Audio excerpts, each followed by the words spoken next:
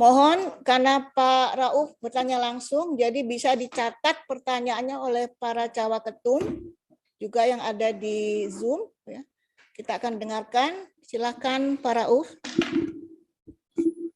Assalamualaikum warahmatullahi wabarakatuh. Para calon waketum yang kami hormati, memang saya punya satu pertanyaan aja, karena tadi organisasi itu ada kaitannya dengan pendidikan. Kemudian saya hanya akan menanyakan mengenai praktisi, karena saya ini orang praktisi, bukan teoritis lah ya. Di sini mengenai organisasi, ada perbaikan pertanyaan. Tapi menurut saya, kalau mau upaya perbaiki organisasi, itu harus masuk dulu. Harus di dalam, tahu kan, oh ini kekurangannya, atau ini kelebihan, ini apa, dan perbaiki. Nah, saya akan langsung kepada peran Insinyur Indonesia dalam mendukung pemerintah untuk meningkatkan kemakmuran.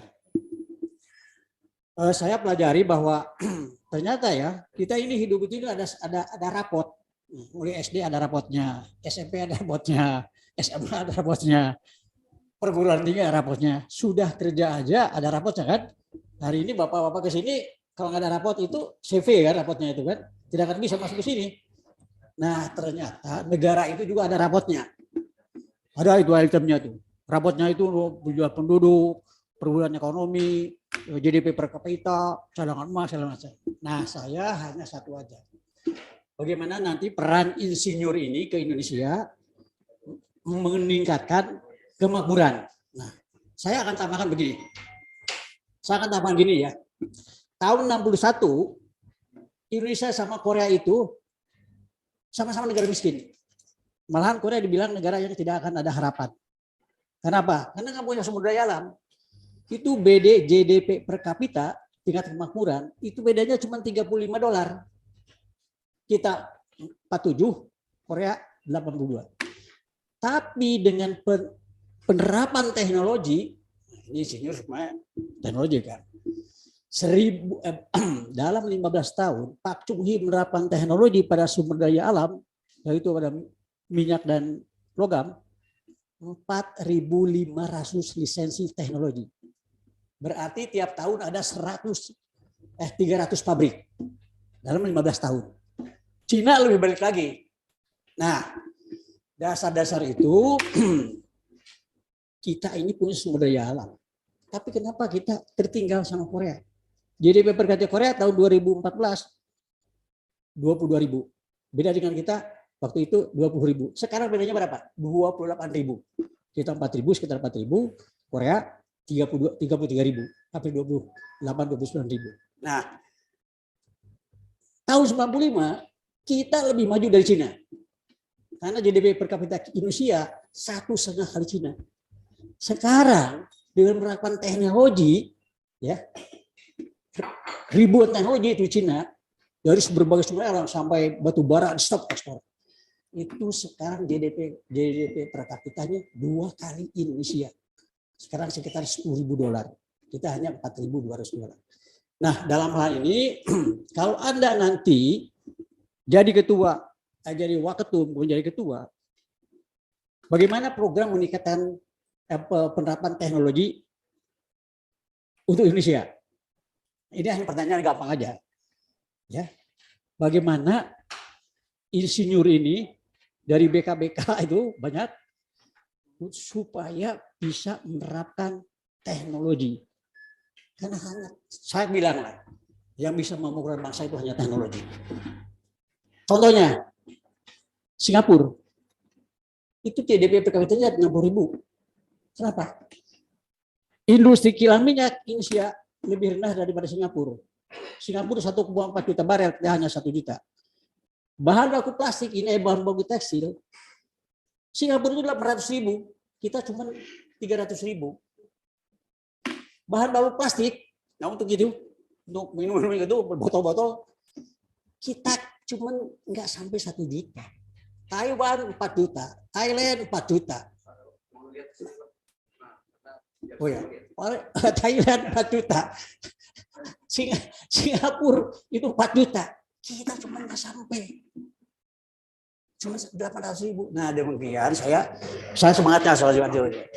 Ya alhamdulillah saya karena praktisi, saya membangun industri 12, lisensi teknologinya 14 lisensi teknologi. Nah kalau satu orang sebenarnya ada seperti saya 15 ya, 14, kalau 1000 insinyur berapa pabrik? 1.400 pabrik kan, GDP Indonesia akan naik.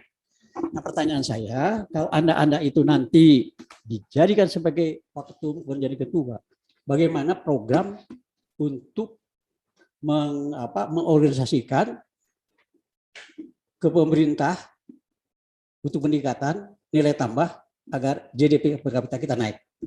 Saya pendek itu aja. Silakan caranya gimana. Terima kasih. Terima kasih Pak Rauf.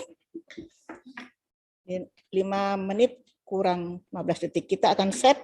Saya akan ulang pertanyaan beliau tadi yang pertama. Peran insinyur Indonesia mendukung pemerintah dalam memakmurkan Indonesia, terutama tadi menaikkan GDP dengan teknologi. Ya, kita mulai dari Pak Ketum pertama. Coba Ketum silakan Pak Isrardi. 5 menit waktu Bapak untuk menjawab pertanyaan Pak Rauf.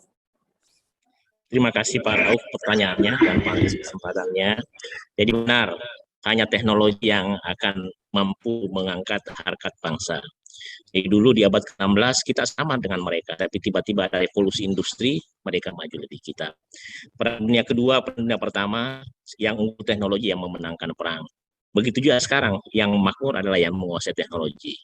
Maka suka atau tidak suka, PII sebagai wadah insinyur Indonesia itu harus memegang peranan yang sangat besar untuk memajukan teknologi nasional. Nah, kalau bertanya apa peran PII yang akan kami lakukan untuk menjadikan bangsa ini menjadi semakin makmur.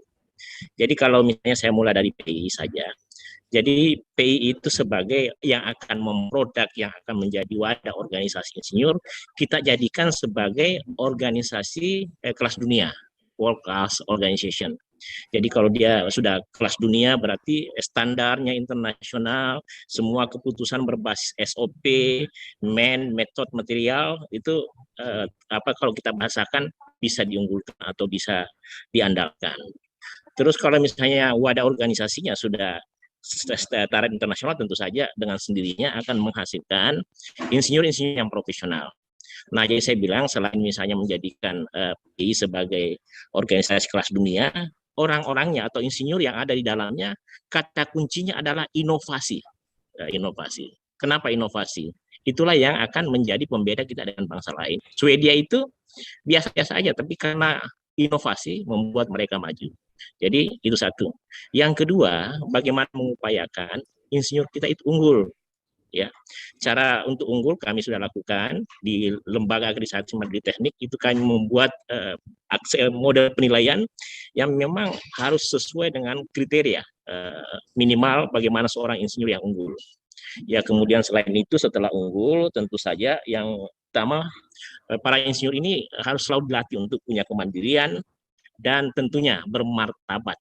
Dan jangan lupa kita berada di industri 4.0 dan society 5.0, insinyur kita adalah smart. Makanya divisi saya itu saya bahasakan Indonesia Smart. Karena saya kan calon ketua umum di tahun 2024. Nah, makanya yang saya sesuaikan aja Indonesia Smart adalah solusi. Kemudian apa yang bisa kita lakukan untuk memajukan lagi di PII itu yang sekarang sudah ada, itu mulai dari sistem, kemudian SDM, sarana, prasarana, dan lingkungan PII itu kita harus berbasis Indonesia Smart, tapi harus berdaya guna. Jadi yang paling utama, sebesar berapa besar manfaat insinyur Indonesia yang tergabung dalam PII bermanfaat bagi masyarakat.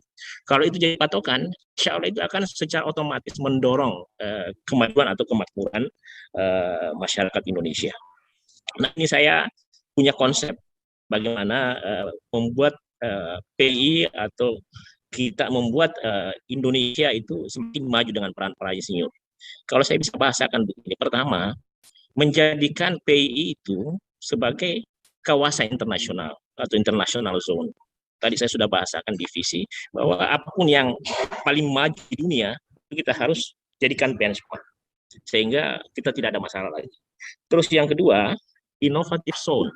Jadi kita harus menjadikan PII kemudian mungkin dengan kampus, dengan yang lain itu menghasilkan inovasi-inovasi. Jadi kata kuncinya sinergi.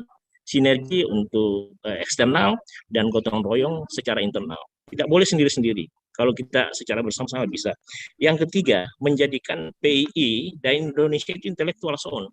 Harus rajin belajar, literasi digital, harus unggul. Kan hanya dengan gitu kita bisa maju. Kemudian industrial zone mengupayakan bahwa para insinyur itu sudah harus punya kemampuan. Integritas ini yang paling utama.